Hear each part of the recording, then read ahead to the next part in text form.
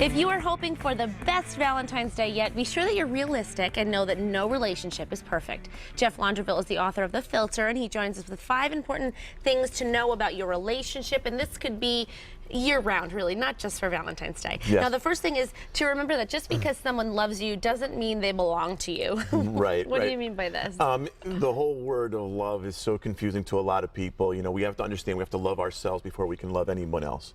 And just so we know what it is, so we feel comfortable with ourselves before we then bring someone else into the love situation. So we have to understand that love's about fits. It's not about who's better and who's worse. It's about, do I fit with this person in a relationship? Much like work, much like anything, do I fit in this job? Do I fit in this situation? And our egos play too much of a role of saying you're not good enough, that's why he or she didn't choose you. And it's not that way. It really isn't. And I wish that's what people would really understand. It's, do I fit with this person at this time and for these reasons? And that's really the important part to understand is, does it actually fit? And with that love, you don't always think that way, so you think, you hold on tight and say, now this belongs to me, I cannot let go. And that's not the reason why.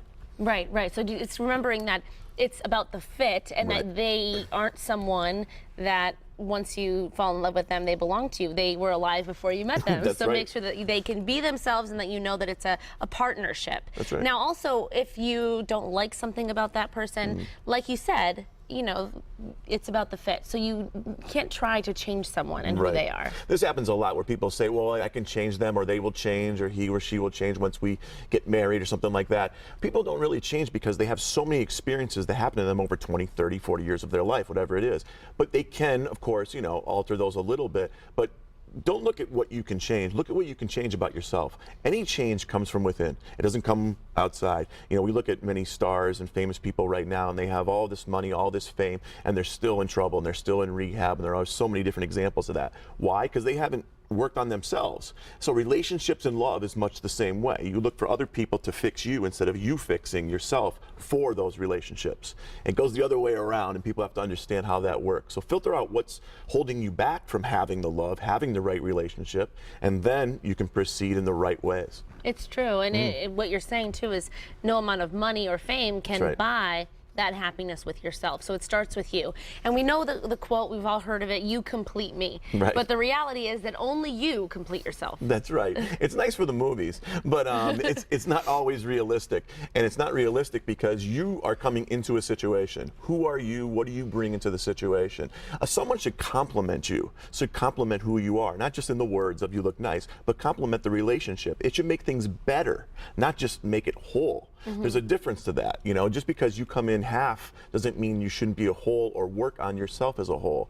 So someone else is not going to do it. So it's nice for the movies, but I think really what it means is, does that person make my life better? Do I feel more loved? Do I feel more inspired? Not do they fix me or make me whole. We have to watch how we judge things in life. Well, and like you said too, you know, we're all, a lot of people now, everyone works, and we're all, you know, working, and we're parents, so it's about complimenting each other and not one person completing the other, which I think is a great way to look at it.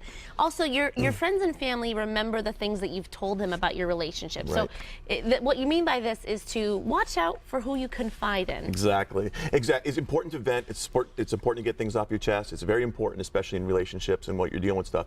But if you say things to certain people, they'll remember that, and they'll come at it a bias with your boyfriend, husband, girlfriend, wife, whatever it may be, and they'll come at the next judgment, the next situation, and go, yeah, I remember that time that he or she did that. So you have to watch who you confide in, why, and what you're saying, because your emotions is really speaking.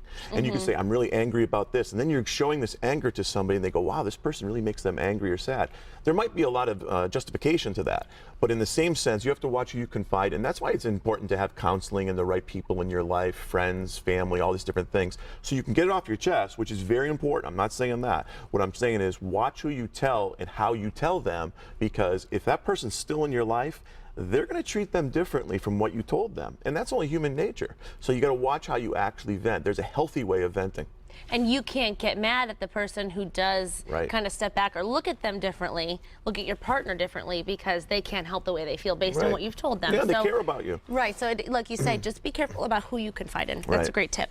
And the last is we and us aren't only used for the good times. Right. It's so easy to use the we and the us and the big marriage and the big wedding and all that kind of stuff. But what we really have trouble with is when times get tough. And the reason why we have trouble with that is our emotions take over. We get angry, sad, frustrated, and then we speak out of emotion, which usually means we're not speaking in a bright way. We're speaking emotion, and we're actually not thinking about our words, or if we're hurting our partner in some type of way. So we have to watch our emotions and how we speak in any situation. So when we're speaking of we or us, communication, especially in difficult times, is crucial, because that will then send the message for years, days to come. You know, words are like toothpaste; they're not going back in, and you have to watch what you say to your partner at all times, because he or she's going to remember that a month later, a year later, and they're not only just going to remember that, they're going to feel that.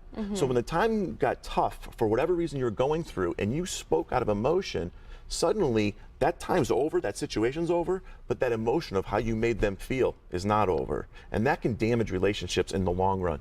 And I'm sure a lot of people can relate to that at some Definitely. point in their relationship. So we have a lot that we can learn from this. But just to Right. remember that the we, the us, the partnership is there through the good times and the bad. Definitely. The Definitely. roller It's not coaster of easy. life, as we say, right? It's not easy, but you got to still remember it. Yes, well, these are great things to keep in mind this Valentine's Day and all the time about our relationships. So thank you so much, Jeff, for being you. with us, and we'll see you in a bit later on in the show to talk about Valentine's Day with kids. Great. Thanks so much. And